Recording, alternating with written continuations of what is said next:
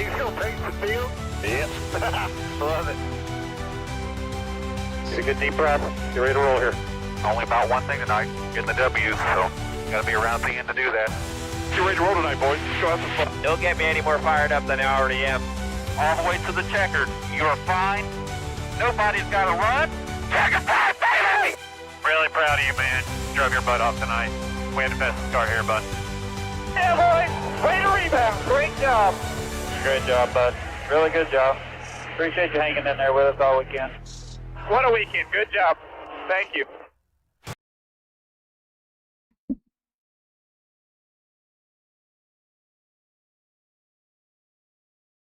And welcome back to Racing in the Draft. My name is Mark. Welcome aboard to an exciting, hopefully exciting, if the truck and Xfinity race or anything, maybe not so exciting, weekend of Nashville Super Speedway racing. But if last year has anything to do with it, make sure you stick around to the end because you never know what might happen. Wyatt, what's going on? I'm feeling Hamlin this week. But I think he's on baby watch. Yes, he is absolutely on baby watch. And, sorry, there was a bug in my screen. I had to kill it. Yes, he is absolutely on baby watch. In fact, it's enough of a baby watch that Draftkings updated their pricing and put a big Q next to Denny's name. And Ryan Truex is now listed on the board with a Q next to his name. So if you are feeling so adventurous as to if Denny gets pulled and Ryan Truex gets put in that car starting from the second position, if you feel so inclined to put him in, you go for it. I will stay far, far away from that. The last time Ryan Truex ran a cup race was in 2011 or 2012. Is what I looked up earlier. I can't remember. Let me see. Truex last cup race was in 2014. Sorry, 2014 was his last cup race that he ran. So that may have been 2 generations of cars ago. So if you feel so inclined, put Ryan Truex in if Denny Hamlin gets pulled. If not, yeah, this track and car type and everything else bodes very well for Denny Hamlin. And in fact, last year, if Austin Cindric had not wrecked with 2 laps to go, Denny Hamlin would have easily won that race over Ross Chastain. But instead, it was complete mayhem. I was looking at the race earlier. I don't know if I still have it up or not. Yeah, so 2 laps to go. Denny Hamlin was in first. Ross Chastain. I'll pull this up. I don't think I'll get a strike on it. Put it right on the screen. Yeah, 2 laps to go. Denny Hamlin, Ross Chastain, Kyle Larson, Kyle Busch, Gibbs, Wallace, Truex. And I don't want to play because I don't want to get a strike. Blaney was a lap down. Keselowski was a lap down. But Allmendinger were a lap down. So if you look at that, and then we pull up, see if I can find it. Nashville Cup Sheet 2024 results. Oops, that doesn't fit right. Ryan Blaney, being a lap down with 2 laps to go, ends up finishing 6th on the lead lap. AJ Allmendinger, same thing, finished 11th. Joey Logano finished 1st. Zane Smith finished 2nd. And if we pull back up this screen, Allmendinger was a lap down. Blaney was a lap down. Allmendinger was in 32nd a lap down. Yeah, so yeah, stick around to the end because you never know what might happen. But either way, Family Man, NASCAR says Allmendinger team made an adjustment to the splitter after pre-qualifying tech today. They will start at rear of the field, lost pit selection, and must do a stop and go. A stop and go or an actual pass through? A stop and go is even way worse. A pass through is not. It's not great, but it's not good either. Car chief has been ejected and has had his hard card confiscated. Holy crud! Did not see that. That's huge. Yeah, let's see.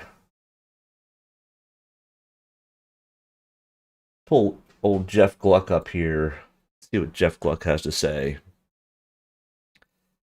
Yeah, NASCAR released an update on Allmendinger's team penalty, number 16, post-qualifying update. After passing qualifying inspection, during a practice adjustment, the team made an unapproved adjustment to a splitter prior to practice, and the car was returned to the Cup garage, and it was rerun across the underbody scanning. The repair adjustments were made, and the car was was back into inspection tolerant before practice qualifying. The unapproved adjustment resulted in the following. The team was held for 10 minutes. I knew that. Will lose its pit selection. The car chief, Jordan Antley, has been ejected for the remainder of the weekend. His hard card has also been confiscated. Additionally, the number 16 team will start at the rear of the field and perform a stop-and-go penalty after take. That's huge. I mean, so even with the stop and go penalty, green flag pass through starting from the rear, he'll definitely go a lap down. As long as he doesn't go 2 laps down, his car was fast enough in practice that he should be perfectly fine to stay only 1 lap down. So I don't think and the first stage is 80 laps. Looking it up now. First stage is 90 laps. You could see some other cars go a lap down. But can AJ get caught back up? That's going to be the tough question. Because there'll be some cars towards the rear. Chad Fitchum, Yaley, and those type of guys will go a lap down. Unless there's a caution early. If this could be a nothing burger, other than, of course, the car chief getting suspended. It may not be as bad of a penalty as you think. Now, it appears, and the last time I checked, was Draftkings still had him qualified where he qualified. So we'll have to kind of see. I'm logging back into Draftkings right now. Oh, I see your text now, Matt.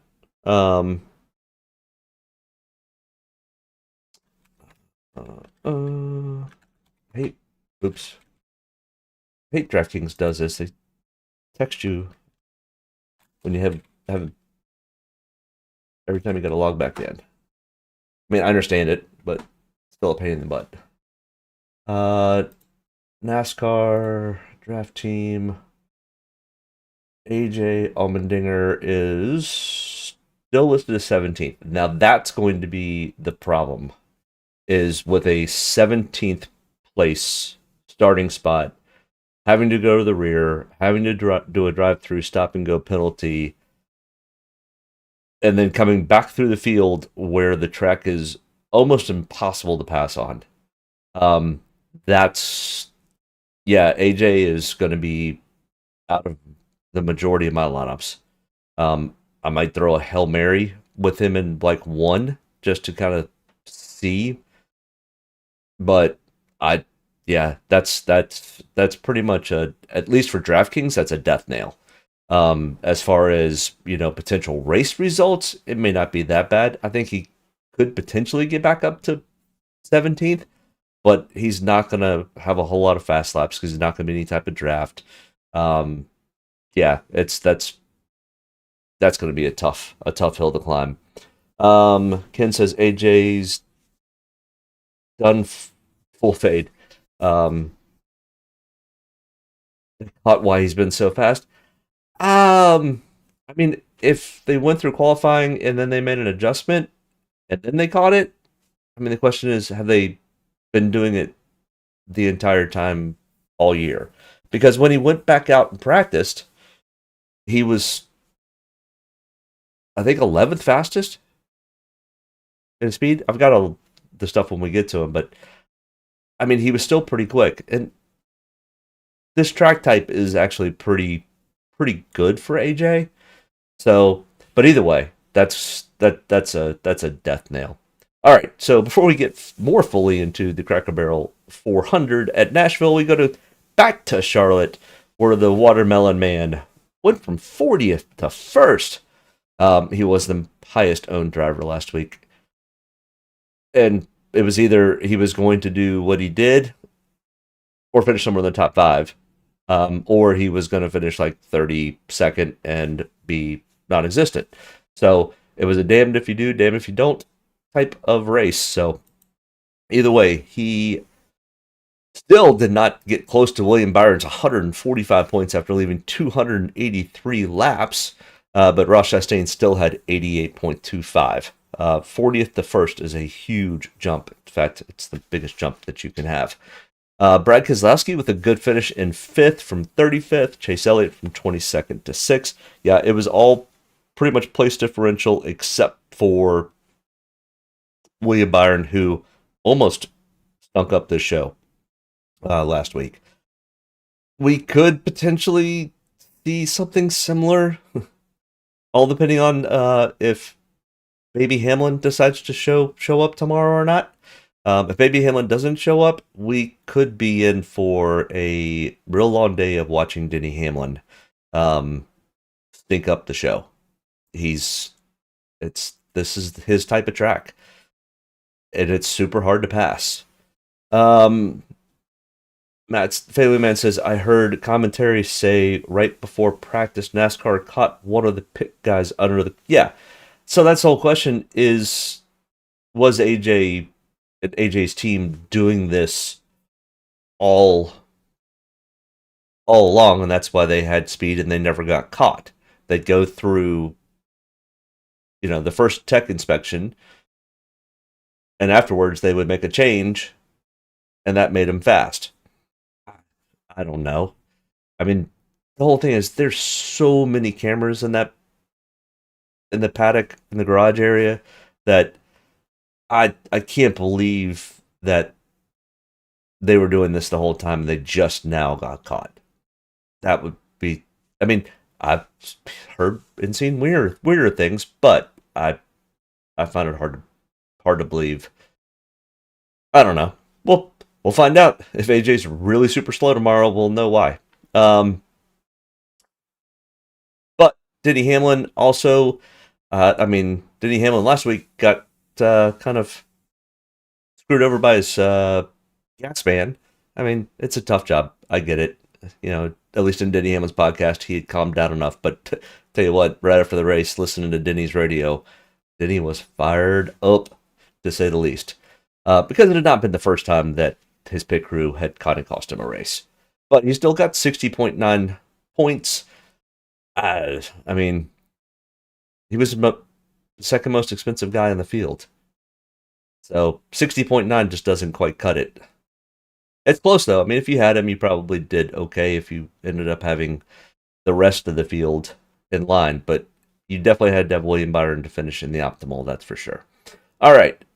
That is Charlotte. Kyle Larson still leads the top of the pack with 7 optimal lineups. Ross Chastain was 6. We could potentially see Ross get a 7th tomorrow. And, I mean, Kyle Larson, starting pretty far back in the field, has a great opportunity for potentially making the optimal just by getting up to 5th place.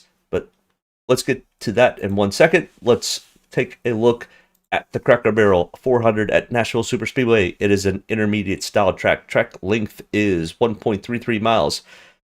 14 degrees in the turns. Race length is 300 laps. Dominator points of 210, 75 from laps led, and 135 from fast laps. What's up, Fish? Ross wins again tomorrow. Is that your pick this week? Who did you pick last week? You picked Larson or something, I think. That didn't turn out so good for you. So the Fish is saying Ross for the win. I guess we need to fade Ross Chastain now. I'm kidding. He actually has been, I think he's got one right, one wrong, so he's kind of 50-50 at this point.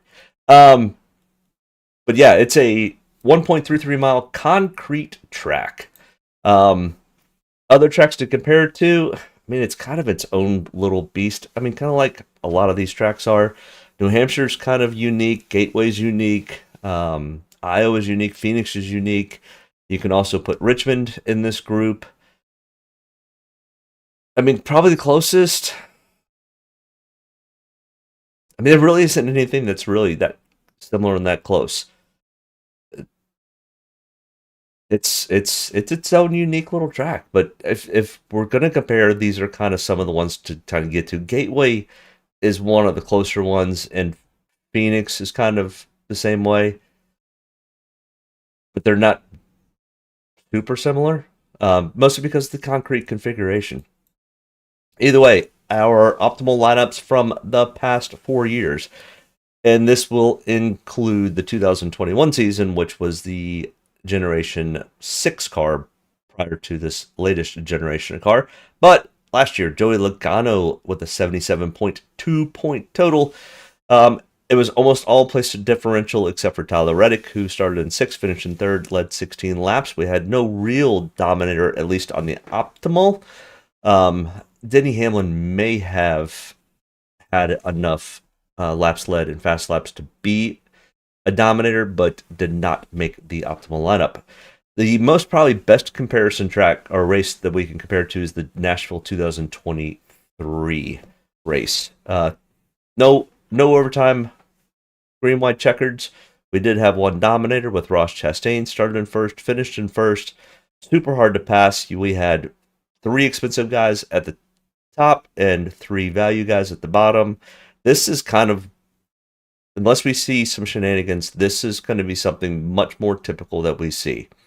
We're going to see guys that'll start in the top 10, stay in the top 10, and then we'll have 3 guys that'll have some decent place differential.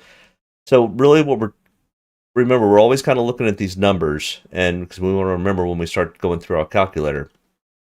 70, really you can probably get away with 60 to 65 points for the most expensive guys, and anything probably above 40 for the less expensive guys, the value guys, the $6,000, $6,500 price guys, will kind of probably be the sweet spot we need to look at when we're doing our calculators. The 2022 race, which was the first year of the next-gen car, Denny Hamlin led 114 of the 300 laps. We had 2 expensive guys who started up front, stayed up front. We're definitely going to have to target at least 2 guys that are starting in the top 10.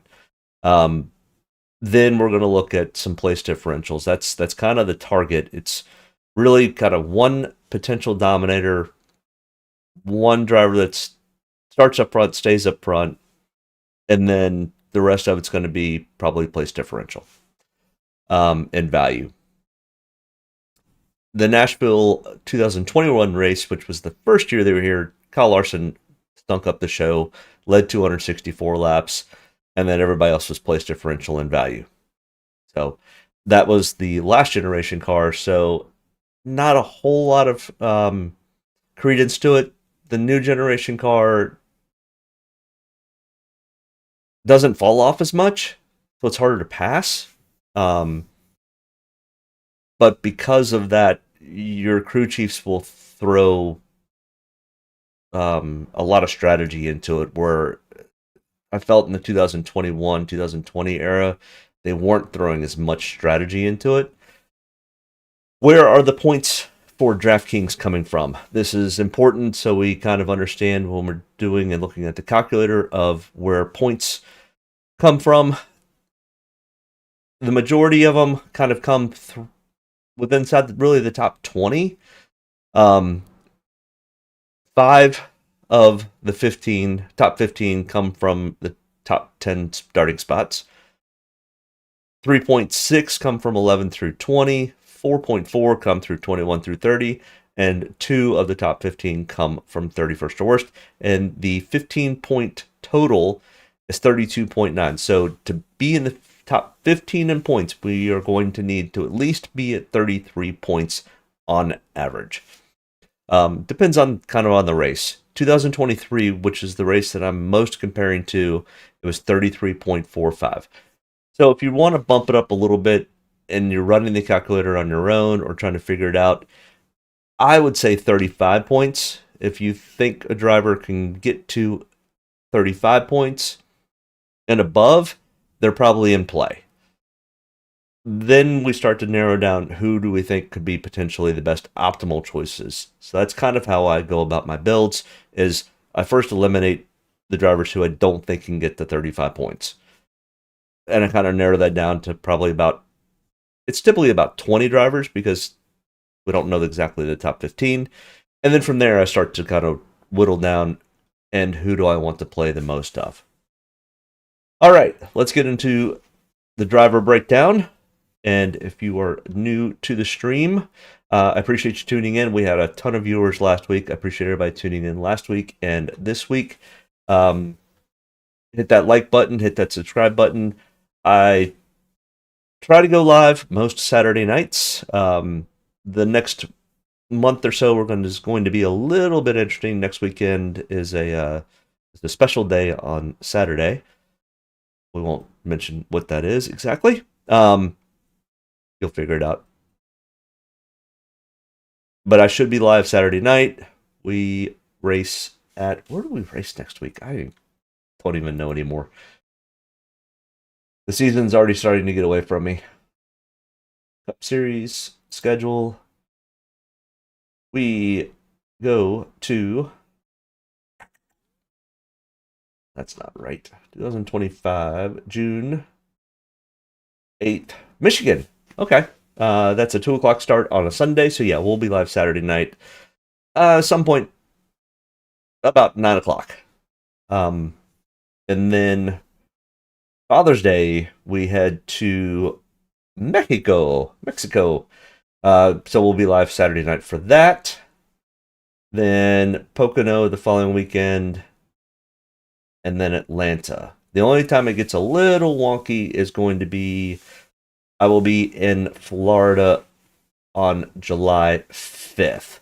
So I'm hoping to make sure I go live for that because that is the Chicago Street Course. And then we're kind of back to a normal schedule. All right, back to this screen. So if you're new here, we'll kind of break this screen down so you kind of have a clear understanding of what we're looking at.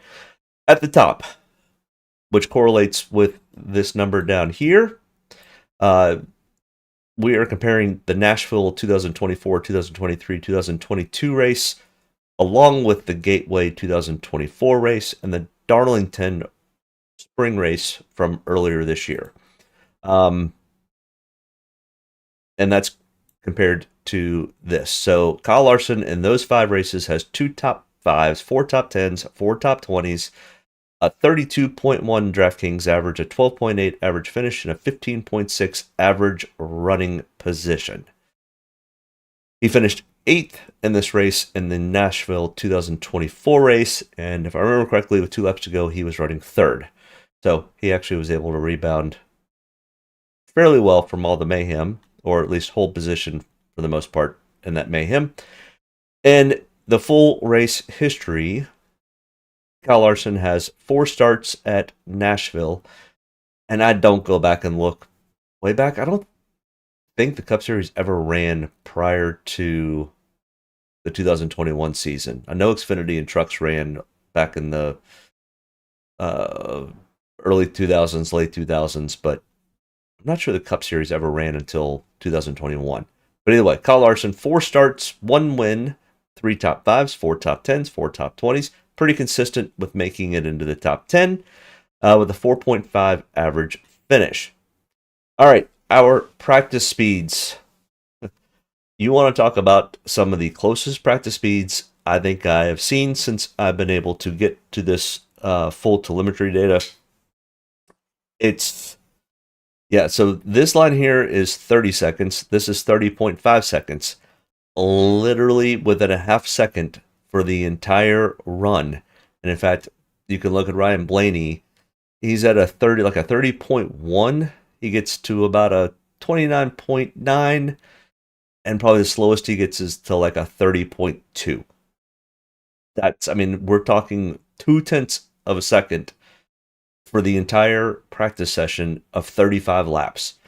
The car just is not falling off. The tires are not falling off, which will also show it's going to be extremely hard to pass. Because as we start to go through this, there are a couple guys who will have some bad laps, but for the most part, they're all, when I say all, they're all, including like Cody Ware, are all within 30 to 30.5. It's just ridiculous. It's going to be extremely hard to pass. This is going to be absolutely a strategy type race, and that's why this is probably a death nail for the chances of AJ Allmendinger finishing remotely close to a top 10. But yeah, Kyle Larson's speed, and what's funny is in practice, he was 24th, and so I forgot to talk about this. He's starting in the 28th position. His DraftKings price is $11,000. He is starting in the 28th position. His practice speeds, he was 24th in single lap, 22nd in 10 lap consecutive average. 24th and 22nd, and this is how close he was to Ryan Blaney and the average. That's how difficult this is going to be to pass at this track. Track position will absolutely be everything. The crew chiefs are going to throw Hail Marys anywhere they can to potentially gain a 1/10 to 2/10 of speed on the track. Or during a caution, they're going to go no tires. They're going to go 2 tires. They're going to try to pit early to try to save fuel they'll try to pit late to save fuel later. The strategies are going to be all over the place because that's going to be the only place you can pass is going to be on pit road. Yeah, so it's going to be absolutely be up to the crews to win these races for these drivers. All right, let's get to our fun little calculator. I've added a few more things. Like I didn't have enough added to this long list of things that we talk about every night or every Saturday night.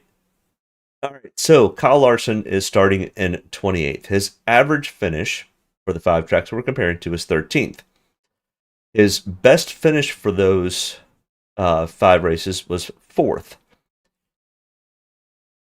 At similar style tracks, which encompasses all the ones I showed you, Iowa and Richmond and Phoenix and Gateway and Darlington and yeah, so all those tracks, he does have a first place finish. So the best finish he's had is a first.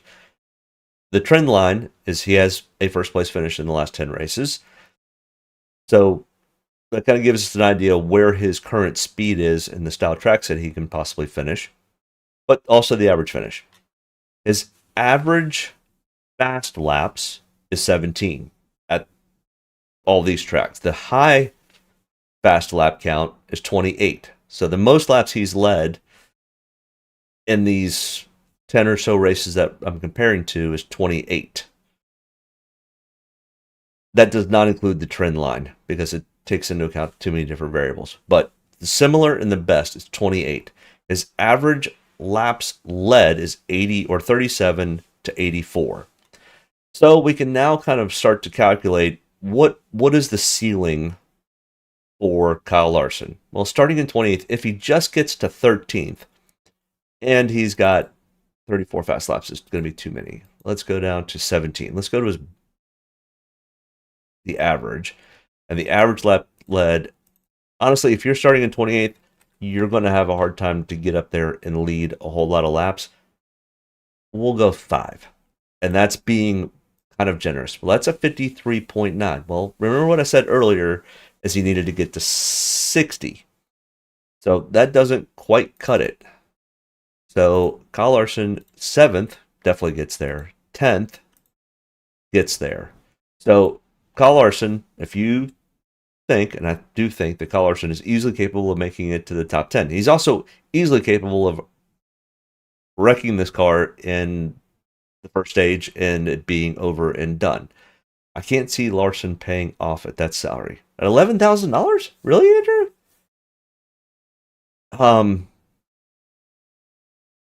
mean, I can see what you're saying. But Kyle Larson does Kyle Larson things, and he gets up to... He doesn't have to win. Let's say he gets to third. That's 75 points. And he doesn't have to lead, but we could even take away the laps led. Let's say he never leads a lap. 73.6. It's absolutely playable. Now, Kyle Larson does the opposite of what sometimes Kyle Larson does. And he finishes, 28th, and it's bad news. It's 21.65. 10th place is definitely doable for the best racer in NASCAR. Yeah, as long as Kyle Larson keeps his car under him. If he decides to spin out, which he has had a tendency to do. Nashville's been pretty easy. That the biggest issue and problem is going to be the bump in turn 4, where Josh Berry and Kyle Busch both spun in practice, so it's very plausible to do that. What Kyle Larson needs to do is just let his crew win him spots on pit road. But yeah, all he's got to do is get the 10th place. And it's a 59.65. So that's very close to making the optimal at his price tag. So Andrew, I see what you're saying at $11,000. It is a little bit difficult, and there is a little bit of risk here. The other thing is he's going to be extremely highly owned. If he's not 50% owned, he's probably going to be closer to 60. He's going to be extremely highly owned. And as we go through this, you're going to see that these practice speeds are very consistent across the Hendrick board. I have a feeling that the Hendrick cars showed up to practice for race speed and not qualifying speed. The only one who seemed to bump up their air pressures and kind of go after it was William Byron, who was here, and his practice speeds were actually pretty fast. So that could be intriguing. William Byron, 10,800, starting in the third position. He was third in single lap of practice. He did it in 44 laps of practices, which is one of the higher lap counts. He was ninth in the 10-lap consecutive average. You guys could read the rest of this, but he's got 1 top 5, 2 top 10s, 4 top 20s, and 5 races we're comparing to. He doesn't have a win at these style tracks, but he's pretty consistent. He did win at Martinsville, which he's actually been pretty good at. Sometimes this track can have a little bit of comparisons to Martinsville, but it's so much larger. I'm telling you, this track is just, there's not much on the circuit that's really like it. And if we take out this one little gap, and it's really hard to say if this jump here was when, it was about lap 9 where Kyle Busch ended up spinning. So this could have disrupted William Byron's lap, because if you just kind of draw the line, he's at, with, or sometimes even better, except for towards the very tail end, faster than Ryan Blaney. And the reason I picked Ryan Blaney is his line was one of the most consistent, that was under the average of all the drivers, and it was one of the flattest. So that's why Ryan Blaney was kind of my, I don't know what you call it, but my constant in this variable, along with the average. But William Byron shows really good speed. He's going to start up front. He probably would be one of the ones that I would target for start up front, stay up front, might lead some, might have some fast laps. If Denny Hamlin's in the race, William Byron's going to be a tough road for him to win. If Denny Hamlin's not, William Byron could easily jump to that spot along with a couple of the other Toyotas in the field. All right. So William Byron, if we look here, his average finish is 15th, but he's got second place across the board. So starting in third, and we think he potentially can get to his normal best average, which is second. So we think he's going to start up front, stay up front. He has an average or high of fast laps between 18 and 25. So let's just go to 20. Laps led between 39 and 65. We'll even stay at the low side and we'll say 40. And that gives us 62 points. Well, that's definitely in the ballpark of being very close to optimal, if not being fully there. So, and like I said, I think you can take two of these expensive guys. So I think Kyle Larson's definitely playable. William Byron is definitely playable. I think Kyle Larson's going to get more ownership than William Byron because of the simple fact there's a ton of place differential, and it's a little easier for potentially Kyle Larson to make up those spots.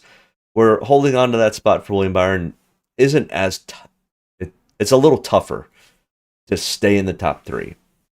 Andrew says, I haven't tried a lineup building yet, but a Hamlin Larson's going to make you have to dumpster dive.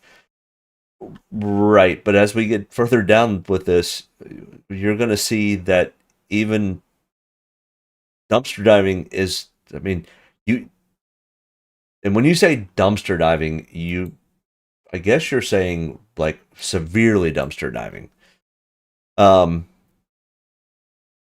So you put what did you say? Let me pull you back up here. A Larson Hamlin build. So you go Larson Hamlin, and I mean, we're just going to do a quick build without going through everything else. I'm just going to go off of memory here. Ryan, I don't think you can pull a Ryan Blaney into the mix. I think 3 expensive guys is going to be too difficult. I mean, you're $6,000 per, so you could easily still go with a Todd Gillen starting in 35th. You could still pull in a Zane Smith, still have $6,100. You could then pull in a John Hunter Nemechek. So you could potentially have a Larson, Hamlin, Blaney, Gilliland, which is one of your big place differentials, starting in 35th. Zane Smith starting in 27th, and John Hunter Nemechek starting in 36th. I mean, the furthest dumpster dive you're going is John Hunter Nemechek, and he's starting 3 spots from last. So, I mean, John Hunter Nemechek has been one of the most consistent drivers so far this year.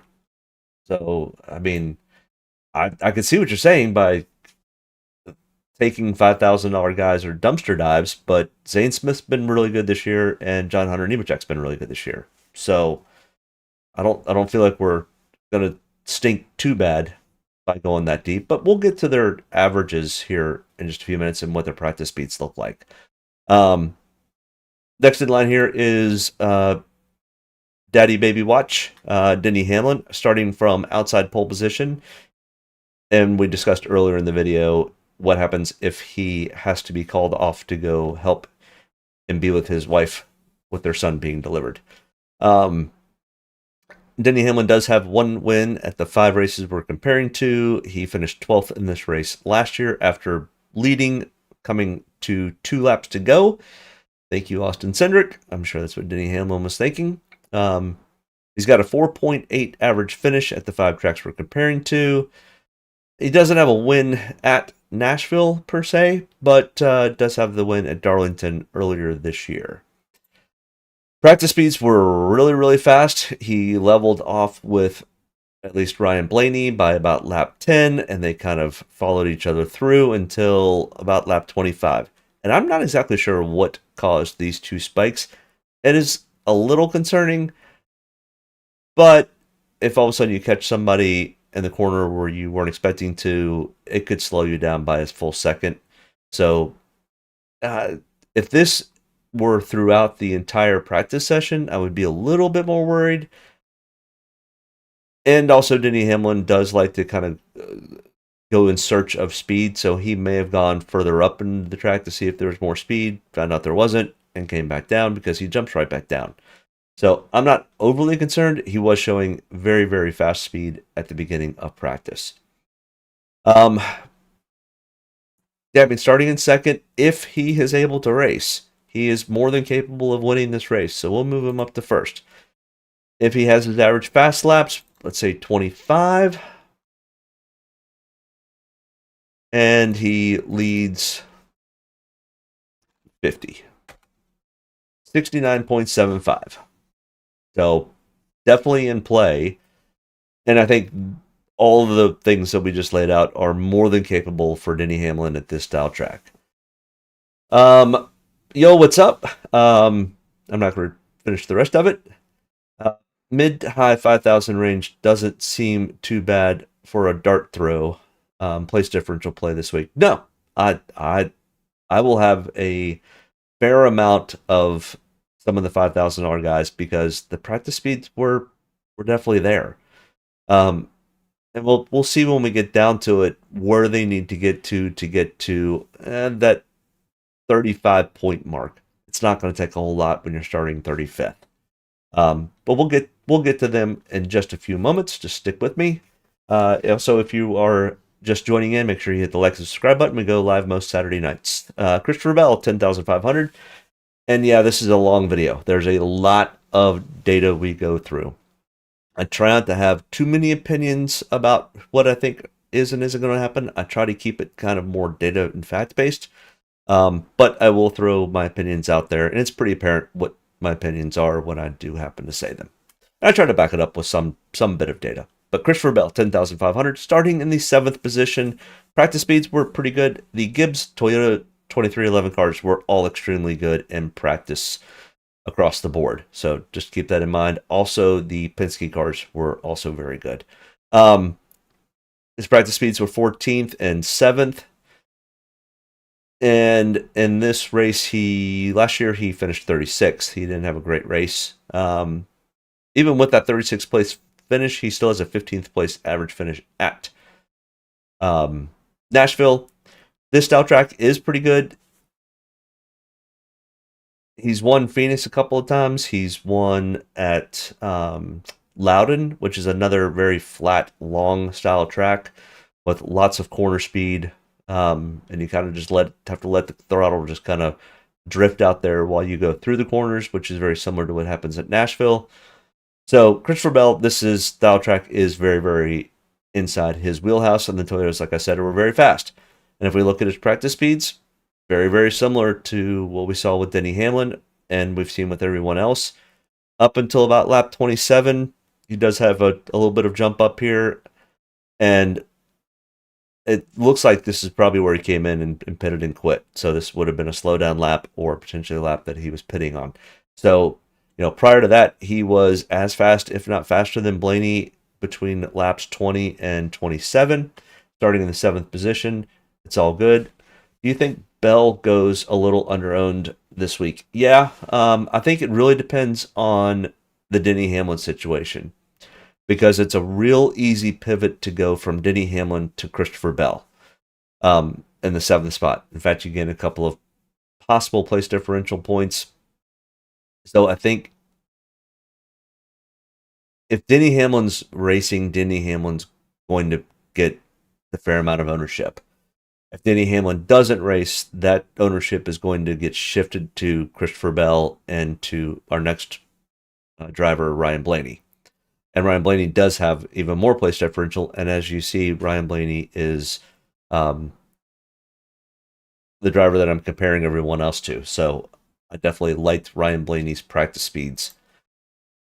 But if we look at Christopher Bell, average of 12.2, and we go over to here, starting in 7th, if he finishes in 12th, has 15 fast laps, which is actually a little bit under his average fast laps, and 28 laps led, gets him to 39.7. So that's not great. So we're going to need potentially Christopher Bell to finish better than 12th. Like I said, he is more than capable of winning this race. If he gets to first, it puts him into the optimal lineup or very, very close to it.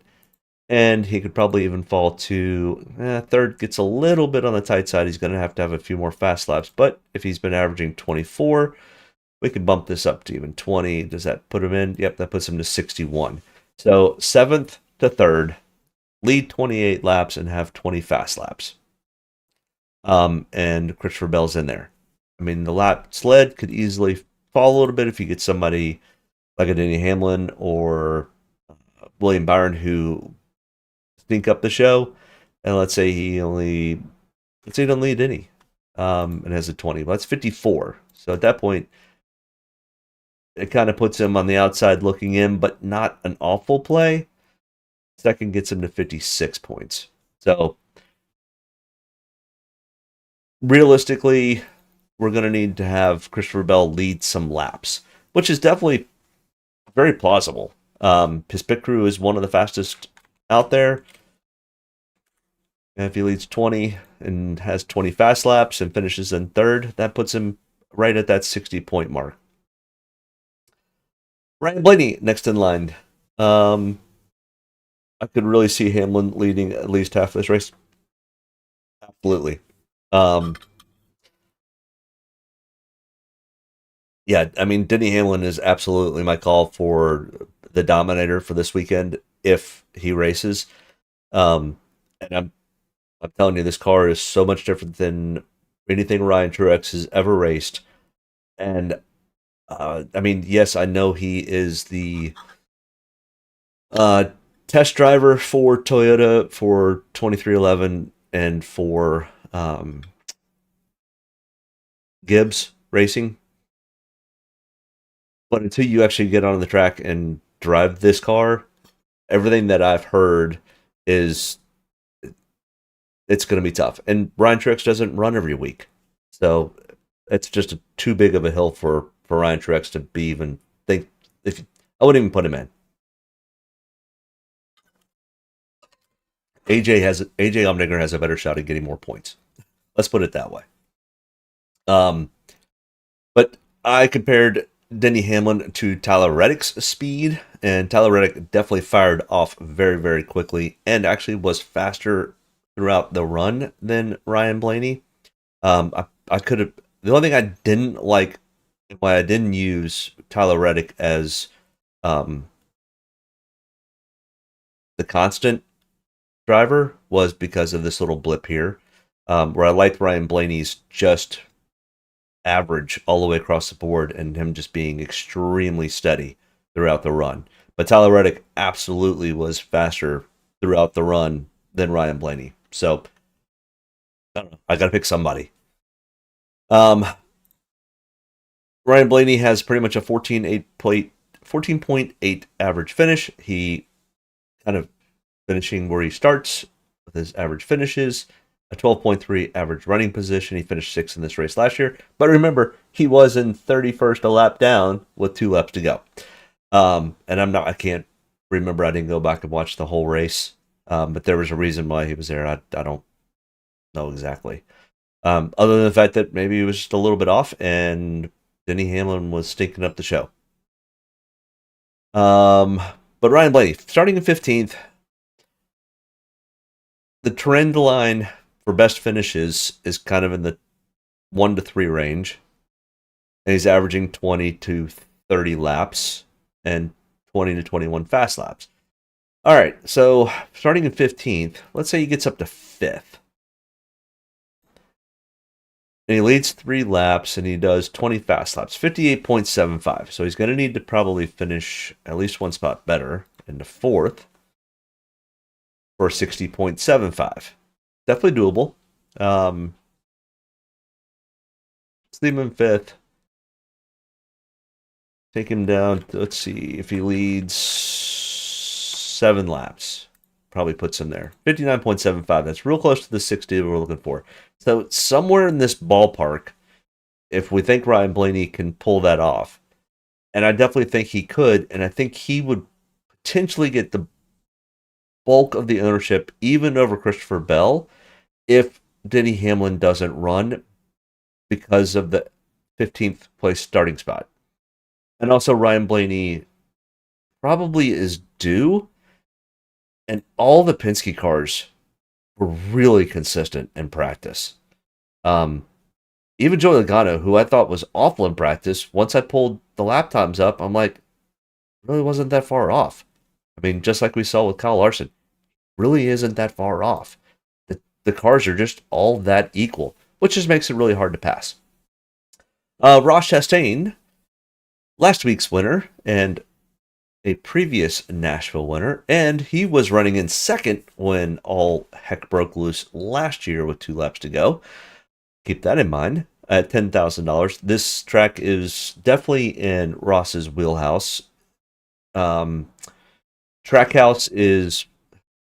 was based in Nashville. They were kind of started in Nashville. They have since moved most of their operations back to Charlotte, but they still have lots of roots in the Nashville area. So this is a home track for Trackhouse.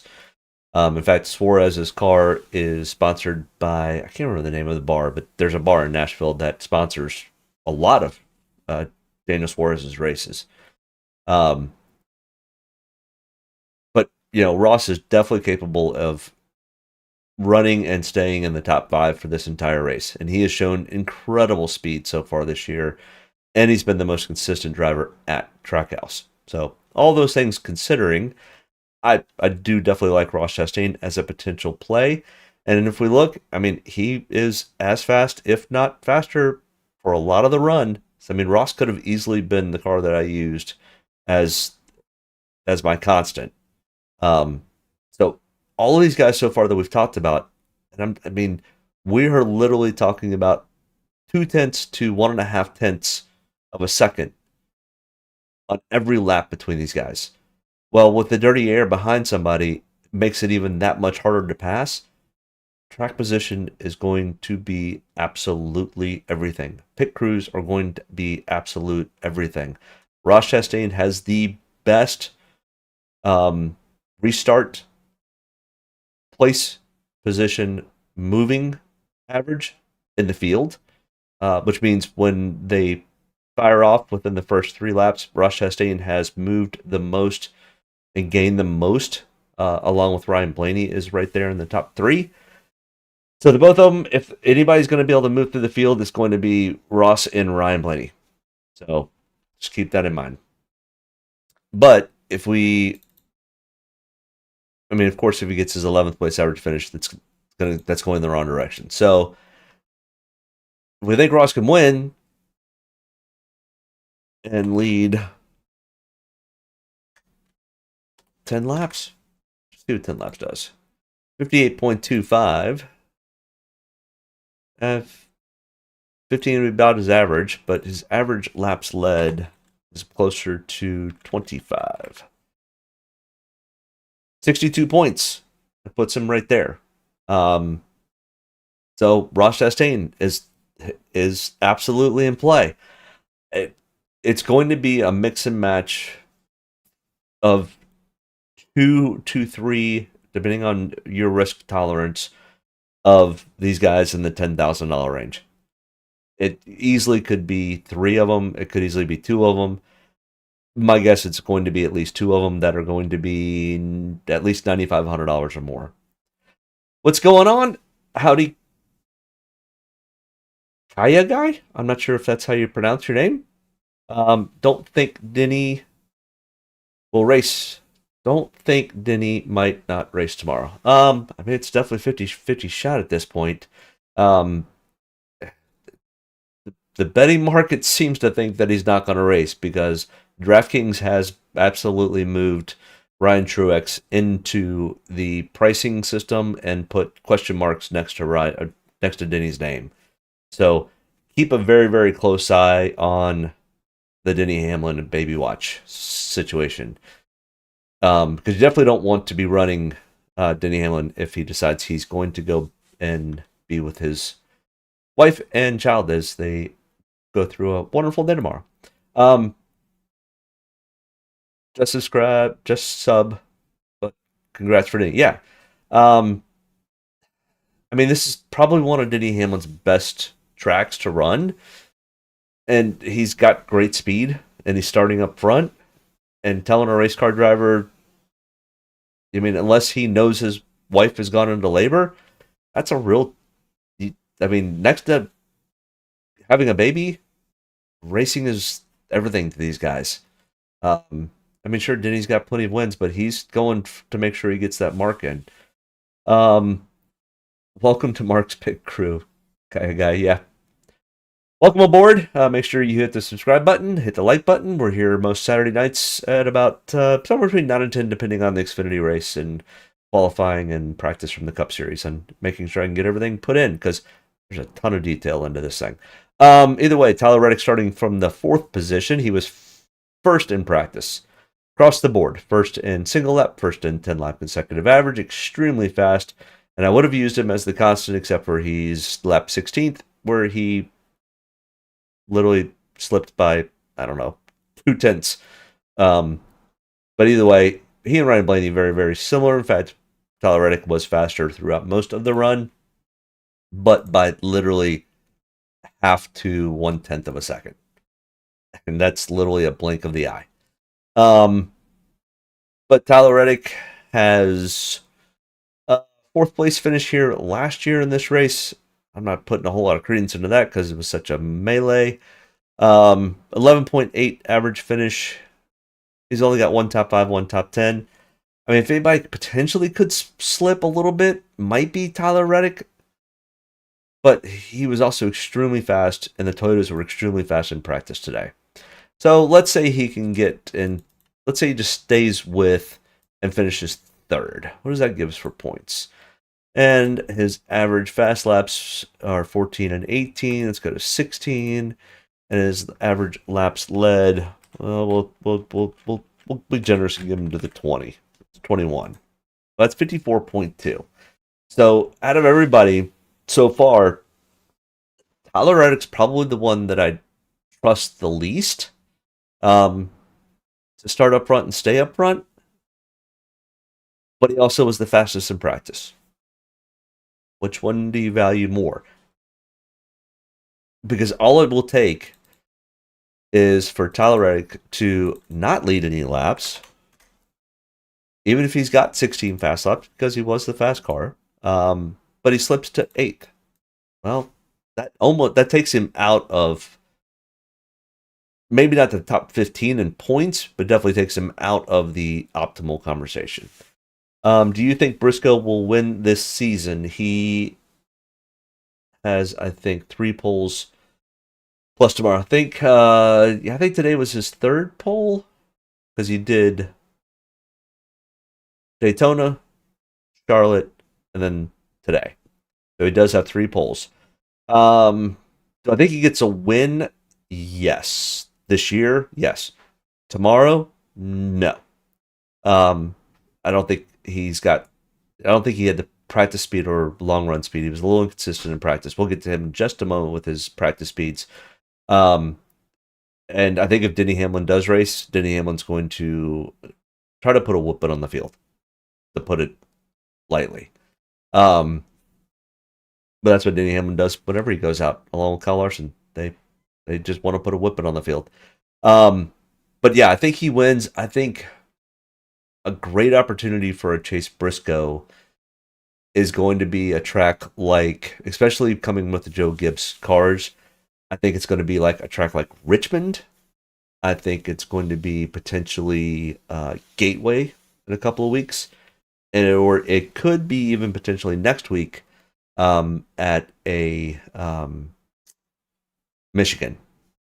So, yeah, I think he absolutely could win. I think once we get to the road courses, we get to Mexico and places like that, he'd have to have a lot of things happen to help him get there. But Tyler Reddick so far is the first car that I kind of go, ooh, there could be a little blip here. That this is probably the first car that I go, I don't feel super comfortable with it, other than his practice speeds were really fast. So, and he hasn't really shown a whole lot so far this year. The 2311 have definitely been just a tick off, but that's all it takes in this series is to be a tick off, and you're going to finish in the teens or worse. All right, Chase Elliott. Next in line here at 9,500, starting in the 11th position. Really good in practice. He and William Byron were definitely the class of the Hendrick cars. He practiced in 3rd and 6th on 10-lap consecutive average. He does have 1 win at the 5 races we're comparing to. He's got an 8.8 average finish at the 5 races we're comparing to. He does have 1 win here at Nashville Superspeedway. And a 9th place average finish, starting in 11th. And what does Chase Elliott do every week? He finishes 7th, 8th, or 9th. So his practice speeds looked really, really good. He was a little bit, when I say a little bit erratic, compared to Ryan Blaney, it was a little bit erratic, especially late in the run. Not overly worried, because from here to here is less than it's just a little over half of a second, which is little to nothing on tire fall off. So what does Chase Elliott get us for finishing in 8th, having 14 fast laps, and not leading a lap is 45.3. Not in the optimal range, is in the top 15. But if Chase Elliott can work some wonders here and get to 3rd, that's probably a little bit better. And let's say he's never known for running a ton of fast laps, so I don't really want to bump up much more than that. But let's say he does get a chance to lead and he leads 10 laps. Is that enough? 57.8. That's close. But he's super consistent. And he's just on the edge of getting a win this year. And not that he needs it, he's doing fine on the points, but he does need a solid finish. He needs a top 3 finish. And I think if he's in the top 3, he's going to be closer to the front and getting the win. This one's borderline. I think I like the Chase Elliott play more than I like the Tyler Reddick play, because we do have a little bit of place differential to play with. You know, if he gets up to 2nd, it's 59.8. That gets him real close to being in that potential optimal range that we want to get to. I don't mind the Chase Elliott play. I think kind of like Tyler Reddick. If I'm running the numbers, Chase Elliott's probably going to be about 20% owned. Is kind of my guess, and I'll probably be about even on the field with that. Same thing with Tyler Reddick. I'll probably be somewhere between 15 and 20% ownership on them. Tyler Reddick could actually be potentially kind of a sneaky pick along with Christopher Bell, even though he was the fastest in practice, which could bump his numbers up just slightly. Joey Logano, 9,200, our winner of this race last year, and only by the miracle of 5 overtime restarts did that happen, which propelled him to winning a championship. Funny how that works out, because he was not good last year until that race. But $9,200 starting in the 9th position. His practice speeds on paper don't look very good. 32nd in single lap, 23rd in 10-lap consecutive average. He does have a 9.4 average finish for the 5 races we're comparing to. He does have the win that we just talked about. And if we look at his practice speeds, throw a blanket over it. It is just flatlined. Once again, the Penske cars are very, very consistent throughout the run. 30.25 is really what it looks like. It's crazy. These cars are just so evenly matched. It's going to be impossible to pass tomorrow. And that could be the frustrating part. All right. Joe Logano starting in 9th. If he gets his average finish of 9th, I don't think he leads any laps. Unless all heck breaks loose again.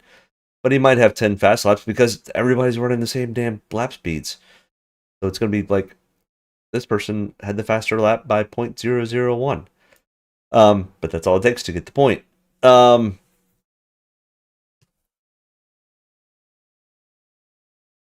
yeah, I mean, unless you think Joey Logano can throw a Hail Mary again next week, I think Joey Logano is really at best probably a 13th place car, which is 30.5, which takes him out of my realm of wanting to play a whole lot of Joey.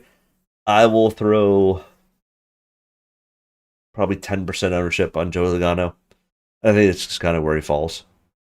Andrew says, after seeing the graph, I agree with leaning on pit crews. I wouldn't have believed it until I did the charts, and then I was like, holy crap, these cars, and wait till we get further down. It doesn't change. These cars are all identical. It's nuts.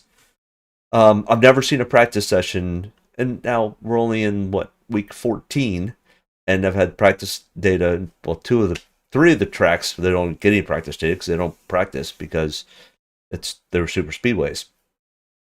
But for 10 races, I've never seen practice speeds be this close.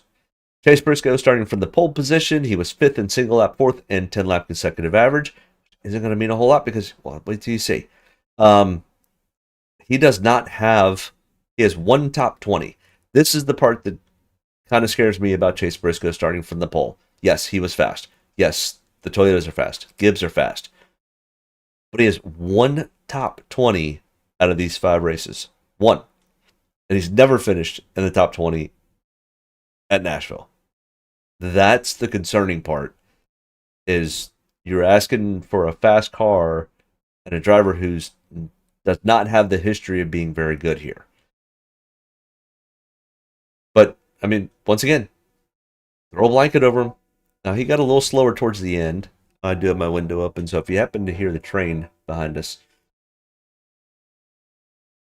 No, Briscoe has, all of these guys have 4 starts at Nashville in the Cup Series because they've only raced 4 times in the Cup Series at Nashville. So they all have this. Joe Logano only has 4 starts, full history this is at Nashville. This line here is at Nashville. Hopefully that covers that. So yeah, 4 starts with a 29.5 average finish. Okay. Yeah. I think you may have missed I always do a full breakdown of what this screen looks like for the first driver, which was Kyle Larson. And then after that, I kind of skim over this. I'd leave it here for you to, if you are taking notes or looking at things that I may not discuss, or you want to come back to this video at a later time to look at. That's why I have all this information here. But I don't go into detail for every driver. We would be here for 4 hours if I did. Because as you can see, I'm only at $8,900, and we've got to go down to $1,000. I don't do the last 2. They're worthless. And we're already an hour in. So we probably have another, 45 minutes to an hour to go. But yeah, throw a blanket over it. I mean, it's absolutely going to all be on pit crews and restarts. And let me tell you, if these guys can get the slightest of an edge on a restart, they're going to take it all. Which could lead to what we saw, the Xfinity race today with the melee and the restart. That was somebody checked up that shouldn't have checked up, and the cars were starting too far back from each other, and it became an accordion.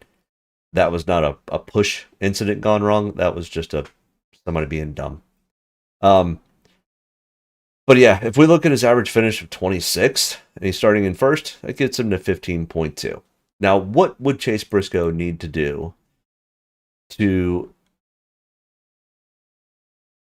if he finishes in third and leads the 70 laps? Because I think there is a potential, especially if Denny Hamlin has to go be a daddy for the 3rd time, and he misses the race.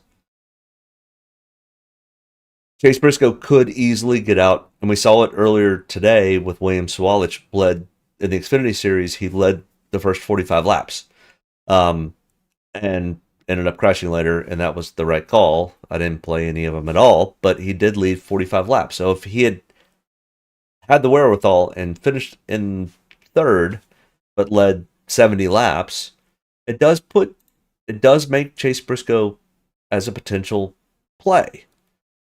That's asking a lot for a guy that's never finished in the top 20 here. I'm not saying it's not possible.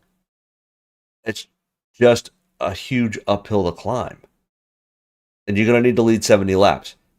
If Denny Hamlin is racing, I don't think Chase Briscoe gets the jump on the restart without wrecking he and Denny both. Get a top 5 and lead some laps. I mean, he's going to need to lead a lot of laps. It's going to take a top 3, not a top 5. If you go to top 5, let's say you only lead 50 laps, that's 54.25. That might put you in the optimal, probably not though. It's going to put you in the top 10 to 12 in points, which if you're playing in a cash tournament, probably will get you the win. But in a large field tournament, 54.25 for an $8,900 guy just isn't going to do it. Now a small field tournament, potentially, and Chase Briscoe is going to be extremely low owned. He'll be probably 10%. Just because there are a lot of people who will just play the pole sitter. I scratch my head. I mean, the only, like, if Denny Hamlin were on the pole, even Denny Hamlin starting in second, if he races, I'll play him. Kyle Larson at Kansas or Las Vegas, I'll play him. Starting from the pole. William Byron starting from the pole, who was fast in practice, I'll play him from the pole. Chase Briscoe from the pole, I mean, so far he has not shown the wherewithal that he can end up finishing these races. Now, he finished Charlotte last week, okay, but he didn't lead a ton of laps. So, you tell me. Chris Buescher, $8,600, starting in 10th. He was 26th in single lap, 19th in 10-lap consecutive average, 14.6 average finish. He finished 5th in this race last year. And, I mean, once again, his lap times were actually a little bit more erratic. Oops. We don't see all of it. I hate when it does this. All right. That's better. Changing on the fly. Oop, that's too much. All right. It's still, it's more erratic than others, but it's still within literally a half a second. So it's not super erratic. I'm telling you, throw a blanket over these guys in practice. 10th to 14th gets him a 37.9. Now that we've gotten the $8,600 range, you could probably bring your optimal price point down to about 55. But his average fast laps are 5.5 and might lead 1 lap to 4 laps.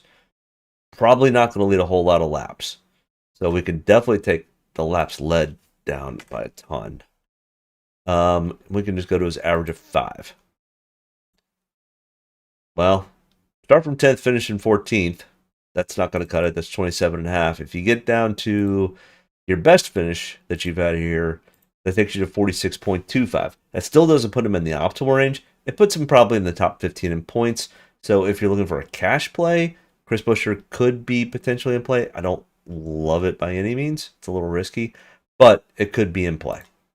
Brad Keselowski starting in 6th. I'm glad to see that RFK has got pretty good practice speeds and pretty good qualifying speeds, because they've always seemed to be mired back in the muck, and that seems to be what keeps costing Brad Keselowski. Well, we're good to see what he's really got. Starting in the 6th position, he was 6th in single lap, 5th in 10-lap consecutive average.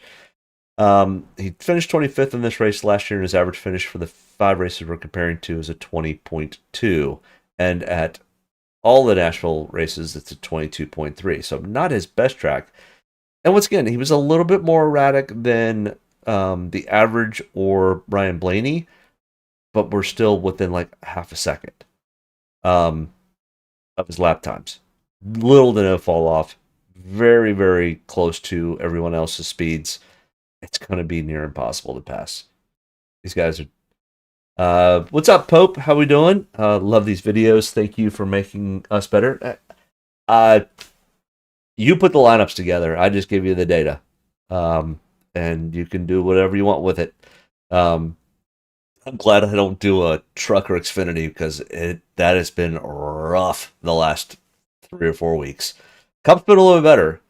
Last week, um, Family Guy and or Family Man and myself were texting throughout the race, and until Austin Dillon had to pit on the last lap last week, he and I were both in great positions, and Austin Dillon absolutely killed our race last week.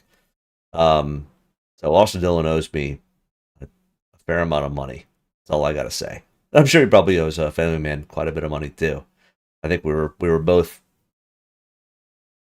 3, 4, 5x on what we were in, and I typically in a couple $100. Kyle Busch needs something in his sleeve. Kyle Busch, Kyle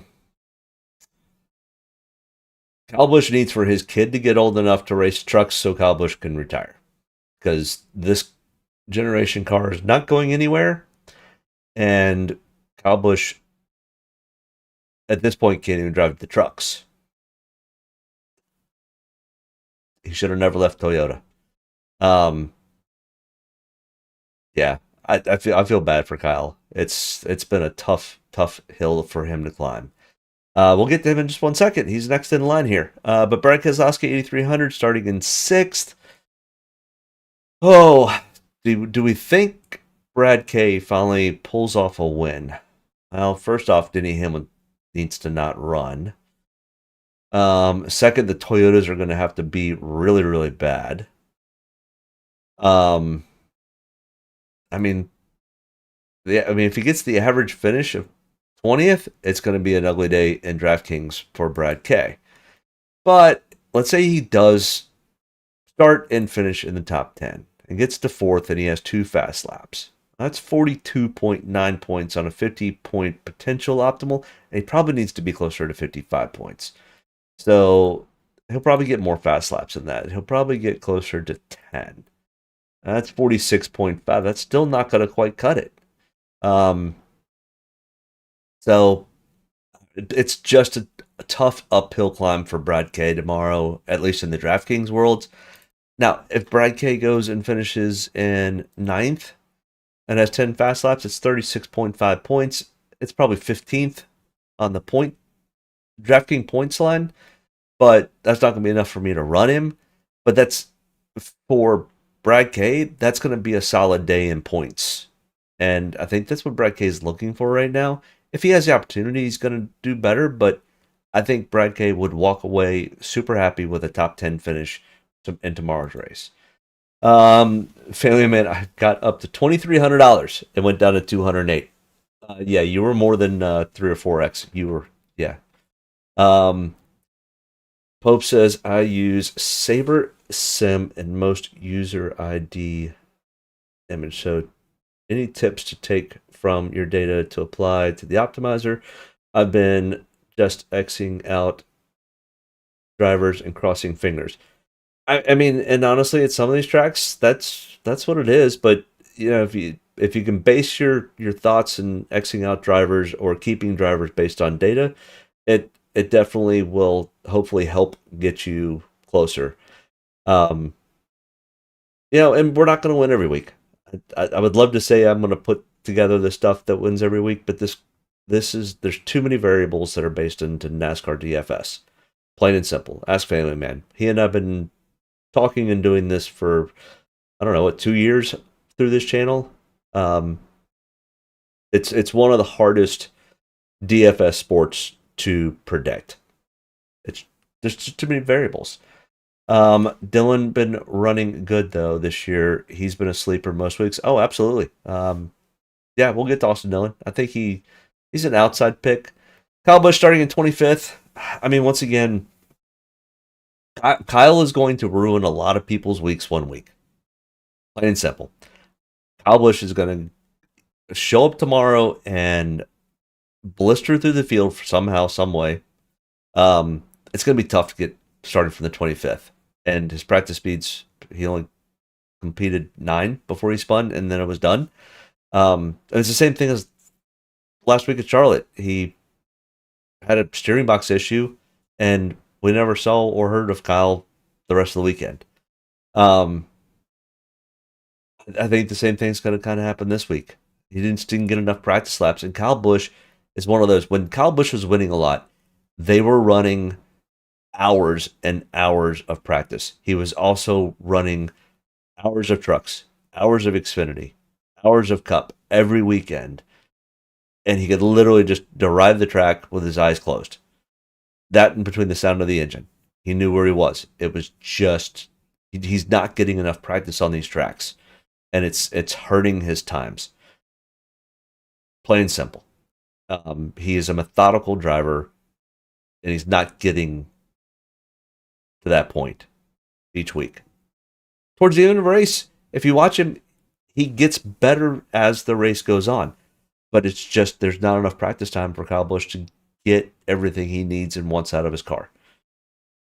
And he pushes the envelope too much, and this car is so snappy loose on every track we go to that if you push over that seam just slightly, and that's why we see Kyle Larson spin sometimes. He is constantly pushing the envelope just as far as it will go, and sometimes they miss. But yeah, here's poor Kyle Busch's practice. He was slow. I'm going to try to go fast, and I'm going to spin, and I'm going to end. So if he gets his average finish of 20th, starting in 25th, he has 3 fast laps. He's not going to lead any laps. What are we kidding? 29.35. Not going to be in the top 15. Not going to be in my lineups. He's going to burn me 1 week. I know he's going to burn me 1 week. It's just, but I'm also not going to have him the other 18 weeks and be okay with it. So that 1 week that he ends up burning me, okay. This is not the week I'm going to play him. If you want to play him, play him. But there's nothing here. He spun again. He has become Ricky Spinhouse. He's now Kyle Spinhouse Busch. I can't come up with a name for him right now, but he spins every week. You almost took down the All-Star before the competition caution. Yeah. Says everyone. Yeah, no, I hear you. Alex Bowman, 7,800, starting in the 24th position. 26th average finish. He's never finished in the top 10, which is really strange. Because this style track really does not line up into Alex Bowman's wheelhouse. He really likes the 1.5 miles or shorter. This 1.33 miles doesn't typically play too well to his liking. He did finish 14th in this race last year, but it was complete mayhem. 20.5 average finish. I mean, speeds for practice were not bad. Guess what? Everybody's speeds for practice were not bad. There were a couple handfuls. Look at Kyle Busch, only did 9 laps. But his practice speeds were, okay. He's got plenty of room for place differential. I'm going to run some Alex Bowman. Don't get me wrong.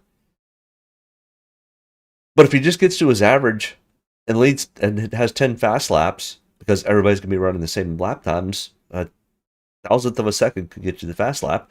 It's only 18.5. So starting in 24th, we're going to need to get him. It's going to 10th. Puts him close to probably putting him in the optimal at 7,800. You could probably even get away with a 52 or 51, maybe 50 points at 7,800 to make true value. Definitely top 10 at that point if you can get to 10th. And actually, I like the Alex Bowman getting close to 10th. I actually almost feel more comfortable with Alex Bowman getting to 10th than I do Kyle Larson getting to 10th. Because Alex Bowman doesn't push the envelope as much as Kyle Larson does. That's the difference between the two of them. Alex Bowman will be methodical enough that if it's lap 180 before he gets into the top 10, he's okay with that. Where Kyle Larson will be like, no, if I'm not in the top 5 by the end of stage 1, there's something wrong. And he'll push his car more than he should, and it'll come back to bite him. So I actually almost like the Alex Bowman play more. If I'm looking at the Hendrick guys, I almost like the Alex Bowman play more than I like the Kyle Larson play, because Alex Bowman's going to be boring, and he's going to be Alex Bowman, and it's just going to be methodical, and then all of a sudden he's going to be in 10th with like 100 laps to go, and you'd be like, huh, where'd he come from? And he won't lead a lap. He won't have a whole lot of fast laps. It'll just be methodical. The problem is if he's starting back here, you have a tendency to deal with other people who spin. Josh Berry spun in practice. Yeah, so this isn't real good. So Josh Berry, for the 5 races we're comparing to, he's only got 3 starts. So I think it was Nashville of 24, Gateway of 24, and Darlington of 25. He has a whopping negative 4.9 DraftKings average, with an average finish of 32.7, which is really strange because I would have thought Nashville would have absolutely been in Josh Berry's wheelhouse. I mean, he finished 26th last year, definitely not in his wheelhouse. And if we looked at his practice speeds, he was definitely heading in the wrong direction, especially compared to his Penske teammates, where they were very consistent. Josh Berry, I almost looked like something was amiss in that car, and that's really what caused the car to spin. I don't know if it was air pressures or anything like that. Hopefully they get it worked out. But Josh Berry starting in 20th, that kind of scares me when he's got an average finish of 32nd. That's a 5.95 finish. Now, he's been running much better than he has previous years. And let's say he gets to 18th. Well, that's 35.9. That's not going to get him in the optimal. That will probably get him in the top 15 in point totals. But, I mean, I'm probably going to run probably 10%. I'll probably be even with the field. The field may even be a little bit more than that, but I'll be pretty even on the field with Josh Berry. Carson Hocevar, the man who has a lead foot. I don't think I've seen a lead foot quite as heavy as Carson Hocevar's since, Dale Earnhardt. And a guy who just does not give a blank about anybody else's feelings. He is there for one thing and one thing only, and that is Carson Hocevar. Absolutely think there's a potential here for Carson Hocevar to get into the top 10 and potentially win this thing. I think Carson Hocevar wins a race before Ty Gibbs wins a race. Practice speeds were pretty consistent. I mean, he had one little slip here, but he literally came back and fired right back off again. Now, he was in this first practice session. The rubber was not as thick, but it was still pretty thick because Xfinity had practice in their qualifying right before the Cup cars did. And the Tower compound is very, very similar. So 26 starting spot, I mean, definitely gives us room to run here. If we think he can just get, let's say he just gets to his best finish of 8th at this style track. That's 56.25. That's going to put him in the optimal lineup. I will definitely have some ownership in Carson Hocevar. Now, he has had more than a few times burned me and burned me bad. But that's typically when he has shown really good, like, fastest practice speed and then run really well through a race, and then halfway through, 3/4 of the way through, he wrecks. A lot of times last year when Carson Hocevar would start 26th and be decent in practice, everybody that was kind of strange. Maybe he just had a few fast laps. And then he would come out and he would finish in 12th. Well, I mean, if the kid can get to 12th, not quite as good, but it's a 47.25. That's real close. That's real close to making optimal. And I think he absolutely could be a top 10. Because he's also one of those, he's kind of like Kyle Larson. I'm going to go to the car won't go no more. Whether that's when I have to stop because the race is over or I hit something. It's kind of checkers or wreckers for that kid. And it'll be checkers before Ty Gibbs gets a checker, in my opinion. Ty Gibbs, 14.3 average finish for the 5 races we're comparing to. He's starting in 22nd. He was 13th in single lap, 17th in 10 lap consecutive average, and throw a blanket over practice. Good God, they were all so similar. I mean, it's just a head scratcher on how even this field is for tomorrow. Starting in 22nd, average finish of 14th. I don't think he leads that many laps. Let's take him down to no laps led, but we'll give him 14 laps led.